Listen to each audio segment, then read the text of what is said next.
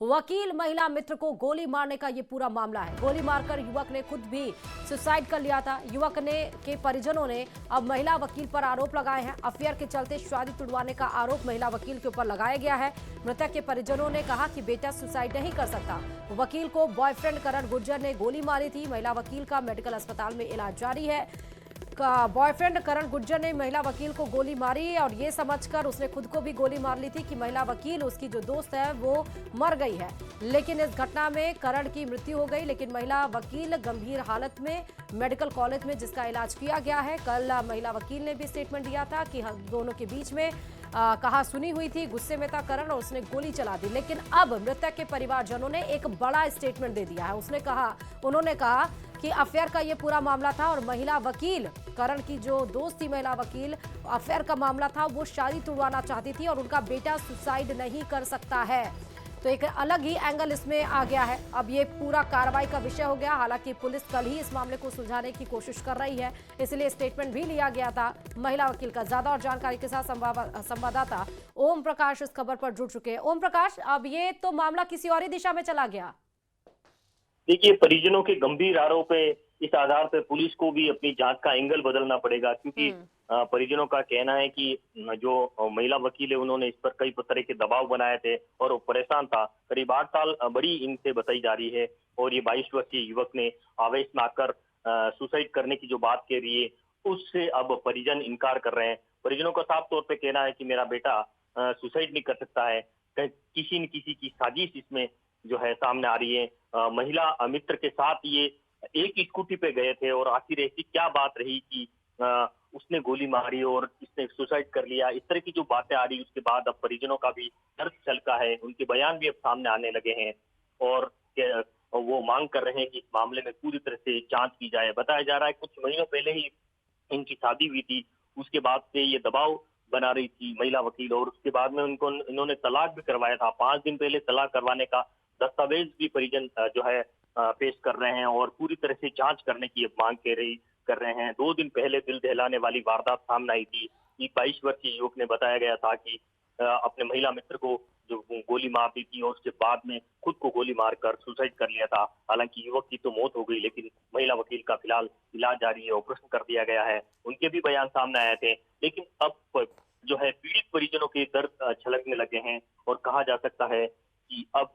इस मामले में आरकेपुरम थाना पुलिस अलग एंगल से भी जांच करेगी। और मृतक के परिजनों का तो कहना है कि उनके पास किसी तरह का कोई हथियार भी नहीं था। तो आखिर जो अवैध कट्टा बताया जा रहा है, देसी कट्टा बताया जा रहा था, वो देसी कट्टा कहाँ से आया था और किस तरह से ये तमाम तरह के जो मामले ये लेकिन ओम प्रकाश, और जो मृतक करण है उसके पहले तो इसके ऊपर तो पहले से 7 आपराधिक मामले दर्ज थे। तो अगर इस प्रवृत्ति का था नहीं तो वो मामले क्यों दर्ज थे? इसीलिए तो पुलिस को नए एंगल से जांच करने की बात है। हालांकि मृतक के जो परिजन का कहना है कि उनके पास अवैध हथियार किसी तरह का नहीं था। हो सकता है वो अवैध हथियार रखता हो, लेकिन परिजनों का कहना है कि जब वो घर से निकला था तो उनके पास किसी तरह का हथियार नहीं था। उसके बाद इस तरह से कैसे उसने अपने महिला मित्र को गोली मारी और खुद ने सुसाइड कर लिया। और महिला मित्र पर कई गंभीर तरह के आरोप लगा रहे हैं और बताया जा रहा है कि वो अक्सर उनकी चैटिंग बताई जा रही है। वो कई तरह के उनको परेशान प्रताड़ित करने की बातें सामने आ रही हैं। ठीक है, और ठीक है ओम प्रकाश, बहुत शुक्रिया तमाम जानकारी देने के लिए।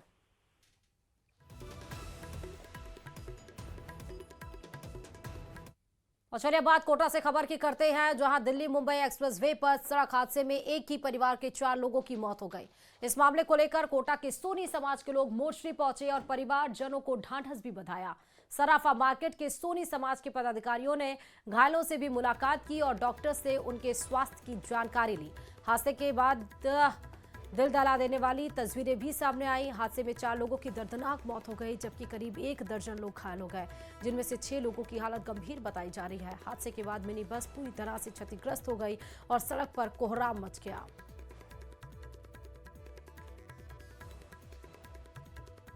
हुआ करौली के रहने वाले हैं, परिवार सवाई करने गए थे तो इंदौर, उधर से आए तो रास्ते में यह हादसा हुआ है। इतना दुखद हादसा है कि ईश्वर किसी के साथ नहीं करे। मेरे रोंगटे खड़े हो गए। अभी मैं रोज आ रहा हूँ कि इस परिवार के साथ क्या बीतेगी, जिसके साथ ये हादसा हुआ है। खुशी के लिए गए, गम में बदल गए। ईश्वर ऐसा किसी के साथ नहीं करे। और बूढ़ा जीत के पास बहुत बड़ा दुखद हादसा हुआ है, जिसका पूरे समाज को बहुत ही दुख वाली बात है। ऐसा भगवान किसी के साथ नहीं करे। करौली के रहने वाले हैं, इसमें 3 तो जेंट्स हैं, 1 लेडीज है जो तुरंत खत्म हो गई यहाँ से। बाकी 10 या 12 जने मैत्रिक हॉस्पिटल भेजे हैं। सवाई माधोपुर से खबर है, जहां बौली क्षेत्र के थाडौली गांव के आबादी क्षेत्र के नजदीक पहाड़ पर पैंथर का मूवमेंट नजर आने से स्थानीय ग्रामीणों में दहशत व्याप्त है और ग्रामीण डर के साए में जी रहे हैं। उपखंड बौली के ग्रामीण इलाकों से सटे वन क्षेत्र और रिहायशी इलाकों में लगातार पैंथर के मूवमेंट से स्थानीय लोग घरों में रहने को मजबूर हैं। बौली क्षेत्र में पिछले करीब 1 सप्ताह से क्षेत्र के अलग अलग इलाकों में पैंथर का मूवमेंट देखने को मिल रहा है। इसी कड़ी में आज अलसुबह क्षेत्र के थाडौली गांव में आबादी क्षेत्र से सटे पहाड़ पर एक साथ 2 पैंथर घूमते हुए दिखाई दिए। दोनों पैंथर करीब 20 से 25 मिनट तक चहलकदमी करते हुए नजर आ रहे हैं। आपके सामने भी वो तस्वीरें हैं। गांव के लोगों और राहगीरों ने पैंथर के वीडियो फोटो भी बनाए, जो सोशल मीडिया पर वायरल हो रहे हैं।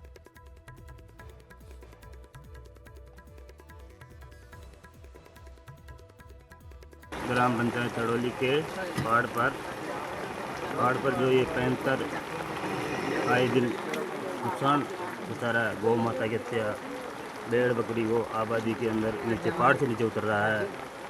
इसके वन विभाग को हमने सूचना भी दी और हम बताना चाहते हैं कि वन विभाग के अधिकारी इसकी रेस्क्यू की जाए।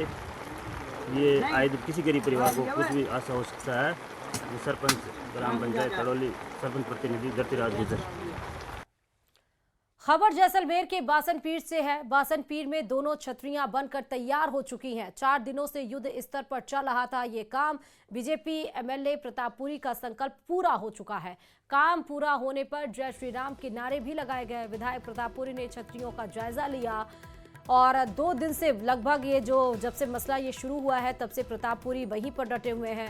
रात में आपने देखा उन्होंने भजन कीर्तन भी किया ताकि वहां पर माहौल शांत रहे और काम तेजी से आगे बढ़ जाए। अब छतरियां बनकर तैयार हो चुकी हैं। विधायक प्रतापपुरी ने इसका पूरा जायजा भी लिया है। बासनपीर में दोनों छतरियां बनकर जैसे तैयार हुई वैसे जयकारों से पूरा वातावरण गुंजयमान हो गया।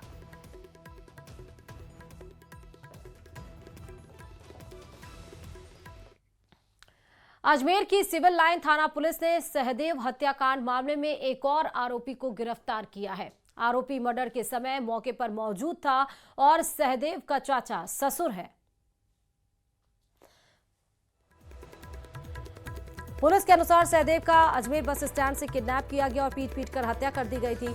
जाल के एक गांव के खेत में शव फेंक दिया गया था। अब तक इस मामले में 9 लोगों को गिरफ्तार किया जा चुका है। गिरफ्तार सहदेव के चाचा ससुर को आज कोर्ट में पेश किया जाएगा, जहां से पुलिस रिमांड पर लेकर उसे पूछताछ करेगी। सहदेव हत्याकांड के बाद करिश्मा ने भी घर पर फांसी का फंदा लगाकर आत्महत्या कर ली थी।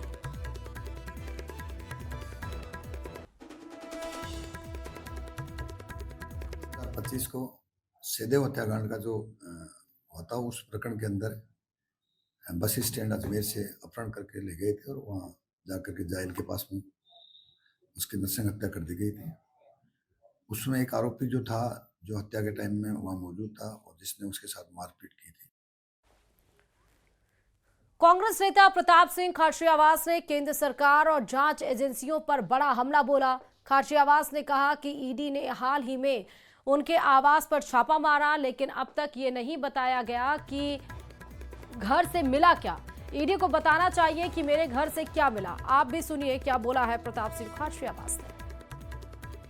प्रताप सिंह खाचरियावास के घर पे ईडी आ गई, मिला क्या ये बताया ही नहीं ईडी ने। ईडी को बताना चाहिए था। क्या जब्त हुआ? 1 रुपये मिलो को नहीं, 1 कागज मिलो को नहीं, कुछ हुआ नहीं। आप जबरन आ गए, बेवजह आ गए, झूठी बात पर आ गए। आपने किया क्या? अब आप ऐसे प्रताप सिंह खाचरियावास की को जीप काट दोगे क्या? ये ध्यान रखना, ये राजस्थान की धरती है। मुझे लड़ना भी आता है, मरना भी आता है। बांसवाड़ा की ओर रुख करते बताते चले, उस वक्त सियासी हलचल मच गई जब गढ़ी विधायक कैलाश मीणा गढ़ी थाने के बाहर धरने पर बैठ गए। विधायक ने थाना अधिकारी पर गंभीर आरोप लगाए और कहा कि पुलिस गरीब आदिवासियों की सुनवाई नहीं कर रही है। साथ ही पुलिस पर दलालों की दलाली का भी आरोप लगाया। विधायक कैलाश मीणा का ये कहना कि प्रतापपुर और मोर गांव से जुड़े कई मामलों की शिकायतें गढ़ी थाना पुलिस को दी गई थी, लेकिन अब तक उन पर कोई कार्रवाई नहीं हुई। उन्होंने ये भी आरोप लगाया कि पुलिस शिकायतों को दबा रही है और आरोपियों को बचाने का काम कर रही है।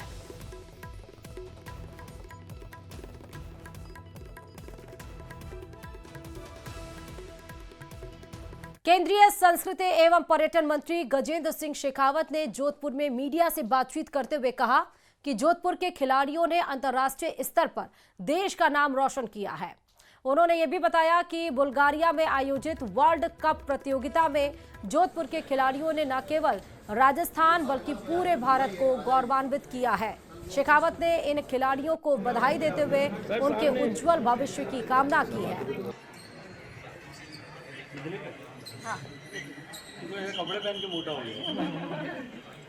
जोधपुर के लोगों के लिए, प्रदेश के लोगों के लिए और देश के लोगों के लिए सौभाग्य का विषय है कि जोधपुर के बच्चों ने कूडो में वर्ल्ड कप जो बुल्गारिया में आयोजित हुआ, उसमें न केवल जोधपुर का नाम रोशन किया, अभी तो पूरे देश का नाम रोशन किया है। हम सब लोग गर्व के साथ में इन सबको बधाई देते हुए इनका अभिनंदन करते हैं और आने वाले समय में कूडो में जो जोधपुर की प्रतिभाएं हैं वो और भी अधिक तराशी जा सके ताकि देश के का नाम हम इस खेल में नाम रोशन कर सकें। भजन लाल कैबिनेट की बैठक कल होगी। बैठक में लिए जा सकते हैं कई सारे बड़े अहम फैसले। सीएमओ में 1 बजे मंत्रिपरिषद की बैठक होगी। इस बार लंबे समय के बाद ये मंत्री परिषद की बैठक होने वाली है। सीएमओ में कल होगी यह बैठक और कई बड़े फैसले, अहम फैसले इस बैठक में लिए जा सकते हैं। भजन लाल कैबिनेट की बैठक कल होगी, उससे जुड़ी हुई आपको बहुत महत्वपूर्ण खबर बता रहे हैं। सीएमओ में दोपहर 1 बजे कल मंत्रिपरिषद की बैठक होगी। कई सारे अहम फैसले लिए जा सकते हैं। ज्यादा जानकारी के साथ संवाददाता रोशन इस खबर पर जुड़ रहे हैं। रोशन, बहुत देर के बाद, बहुत लंबे समय के बाद मंत्रिपरिषद की बैठक होगी, क्या अहम फैसले ऐसे लिए जाएंगे कल? जी बिल्कुल, देखिए मुख्यमंत्री भजनलाल शर्मा की अध्यक्षता में जो कल दोपहर सीएमओ के अंदर करीब 1 बजे जो कैबिनेट की बैठक है, मंत्रिपरिषद की बैठक है, वो रखी गई है। इसमें कहा जा सकता है कि सरकार से जुड़े हुए कई ऐसे जो बिंदु हैं उनके ऊपर जो चर्चा होगी, चाहे राइजिंग कजाकिस्तान में हुए एमओयू हो, ऊर्जा के क्षेत्र में जो एमओयू हुए हैं उनकी समीक्षा, साथ ही साथ में जिस तरीके से भजनलाल सरकार ने प्रदेश के अंदर जो भर्तियों की घोषणा की है उनकी समीक्षा यहाँ पर होने वाली है। कर्मचारियों के जो हित है उनसे संबंधित इस बैठक के अंदर जो है निर्णय रखे जा सकते हैं।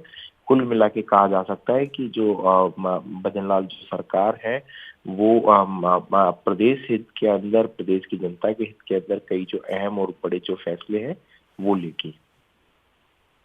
ठीक है, कल लगभग सभी मंत्री मौजूद रहेंगे 1 बजे जब ये मीटिंग होगी?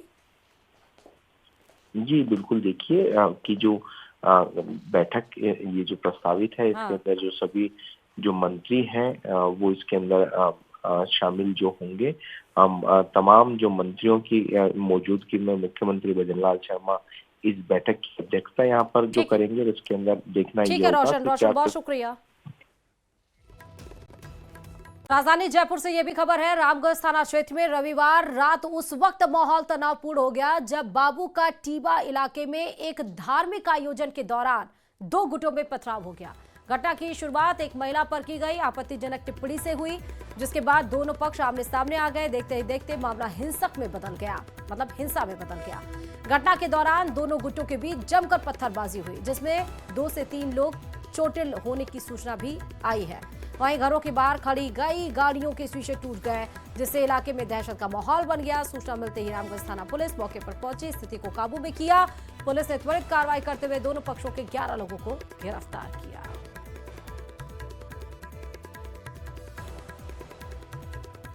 तीन तस्वीरें आपके सामने हैं। घटनास्थल से सबसे बड़ी पड़ताल जारी है।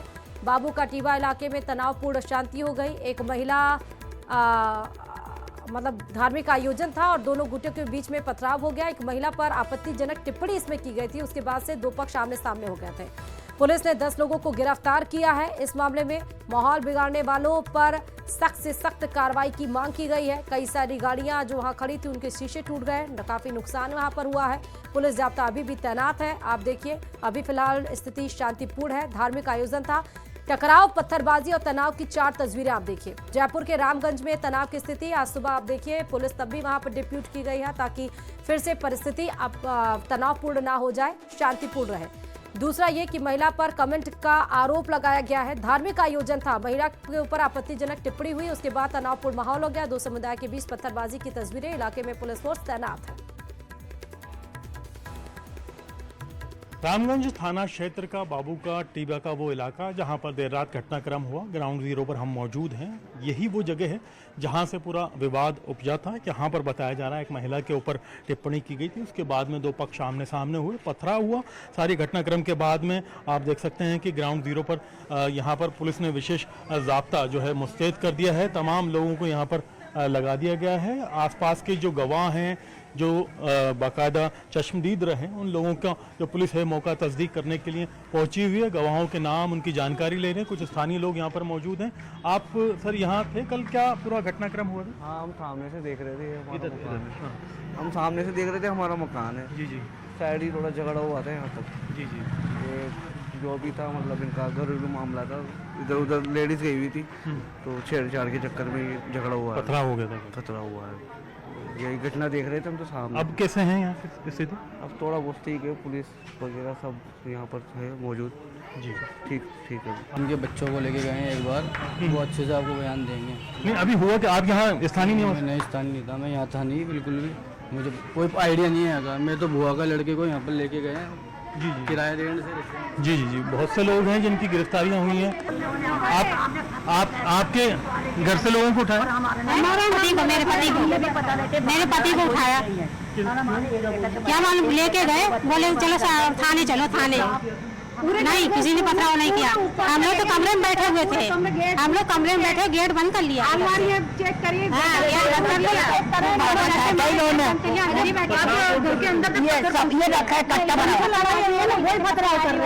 हमारे तरफ से तो एक पाखरी भी नहीं फेंकी। कुरान ईमान हमने एक भी फेंका तो अल्लाह में देखे। और क्या, कुरान से बढ़ के हम लोग लिए कुछ नहीं है। मेरा तो अभी आप मतलब हिरासत में लेके पूछताछ जा रही है पुलिस? अब ये बताने हमारे को तो अभी पता भी नहीं चला कि कहाँ है कहाँ नहीं है। बस ये कहते कि सुबह ये नाश्ता कराने गए थे कि भाई बच्चों को चाय तो पिलाया मैं, बस वो चाय पिलाने गई थी। अपने आप ही चाय दी। हुआ क्या था फिर असल में? पता ही नहीं, बस इधर लड़ाई हो, इधर से पथराव आ रहे, इधर से पथराव आ रहे। हमको हमारे घर में बैठे थे, हमको हमारा तो गेट ही बंद रहता। हमने किसी में बोल रहे ना किसी में लेते। इधर से पथराव आ रहे, जिधर जिधर ने फेंका हमको तो लेके नहीं गए। को ले गए किराएदारों को, काम कर रहे और उनको ले गए। हम पूछ रहे क्यों लेके जा रहे हो, तो पूछताछ करने बैठे थे। पूछताछ करके छोड़ दो ना, उनको मानने का इनका क्या उसूल है? और क्या मानना नहीं, उनको चाहे तक नहीं दिया हमें। लोगों को उठा करके पूछताछ कर रही है, तफ्तीश कर रही है। क्या हुआ था? पथराव हुआ था रात? हाँ, मैं तो खाना खा रहा आया, जतराम थी पास वाले दड़ पत्थर बैंक पे लग गया। कौन थे ये? अब शकल तो कुण की देखता, बस पत्थर आ गया बस। क्या हुआ क्या था? काटी गई है, सुन कुछ रिन छेड़ दिया। बहू बेटा ना आता जाता ना, अब बच्चा स्कूल जावे जब छेड़े। पूरा घटना नहीं देखी कौन है, खाना खा रहा है था मैं। अच्छा, खाना खाने चले? हाँ, मंदिर में प्रोग्राम था वहाँ पे। तो हम तो उधर आए थे, इधर ये पत्थर फेंके, कांच फेंके, बोतलें फेंके, या ऊपर से फेंके। तो रोल नहीं था, लड़ाई तो उधर हुई थी। कोई रोल नहीं था, सामने वाले से लड़ाई थी। इन्होंने बिना मतलब के ना बोतलें फेंकी है हमारे बच्चों के ऊपर। और आए दिन लड़कियों को छेड़ते हैं, औरतों को छेड़ते हैं, ये सब। तो ये पूरा सिचुएशन आप देख सकते हैं ग्राउंड जीरो के अंदर। यहाँ पर पुलिस लगा दी गई है, हालात को कंट्रोल करने की कोशिश की जा रही है। जिस तरह का घटनाक्रम हुआ, जो लोग हैं जिनके लोग हिरासत में लिए गए हैं, वो ज़रूर परेशान हैं कि उनके लोगों को पूरे मामले की तफ्तीश के बाद में, जांच के बाद में छोड़ा जाए। लेकिन देखना ये होगा कि कौन इस पूरे घटनाक्रम के अंदर दोषी थे, किन लोगों ने पथराव किया, क्या पूरा मामला रहा। दोषियों को पुलिस के द्वारा कहा गया है कि तफ्तीश करने के बाद में जो भी कानून के मुताबिक सज़ा होगी वो दी जाएगी। फिलहाल यहाँ पर हालात पहले से बेहतर हैं और जो सिचुएशन और टेंशन यहाँ क्रिएट हुई थी वो अब धीरे धीरे सामान्य हो रही है। कैमरा पर्सन दिलीप चेची के साथ में अरबाज अहमद, न्यूज़ 18 के लिए जयपुर से। की जाए जहां पर बाढ़ जैसे हालात हो गए हैं। मूसलाधार बारिश के बाद सैलाब जैसा मंजर नजर आ रहा है। कई इलाकों में सड़कें दरिया बन गई हैं। पानी के बहाव में स्कूटी बह गई है। नागदी बाजार में सड़क समंदर बनी है। तो मूसलाधार बारिश ने सभी डामों की पोल खोल दी है। सड़कें समंदर बन गई हैं। स्कूटी बहती हुई नजर आ रही है। गाड़ियों की रफ्तार धीमी हो गई है। सड़कें जिस तरह से दरिया बनी हुई हैं उससे नजर आ रहा है। और पानी का फ्लो आप देख लीजिए, उससे तो साफ पता चल रहा है कि कोई भी वाहन वहां खड़ा होगा वो अपने आप पानी उसको बहा कर लेके जाएगा। ये बीच अगल बगल देखिए दुकानें हैं, घरें हैं, उसके बीच की सड़क है जो जहां पर ये जो इलाका है वो व्यस्त रहता है, गाड़ियों की आवाजाही रहती है। और वहां पर पानी की वजह से देखिए किस तरह से सन्नाटा पसरा हुआ है। दुकानें बंद हैं। एक तो व्यवसाय पर ज़्यादा इफेक्ट पड़ रहा है, दूसरा जल निकासी ना होने की वजह से वाहनों को काफ़ी ज़्यादा नुकसान पहुंच रहा है। जो स्कूटी इसमें बह रही है, कई सारी गाड़ियां इसमें देखिए जो आ रही हैं उनके पहिए डूबे हुए नज़र आ रहे हैं।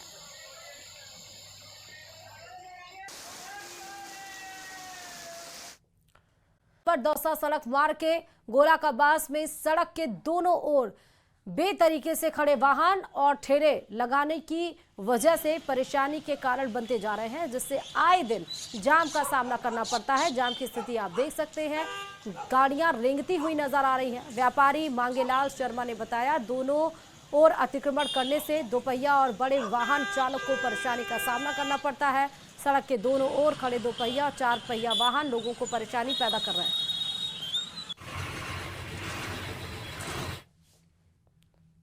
और चलिए इन्हीं तमाम खबरों के साथ इस बुलेटिन में फिलहाल अभी इतना ही। बाकी खबरों के लिए देखते रहिए।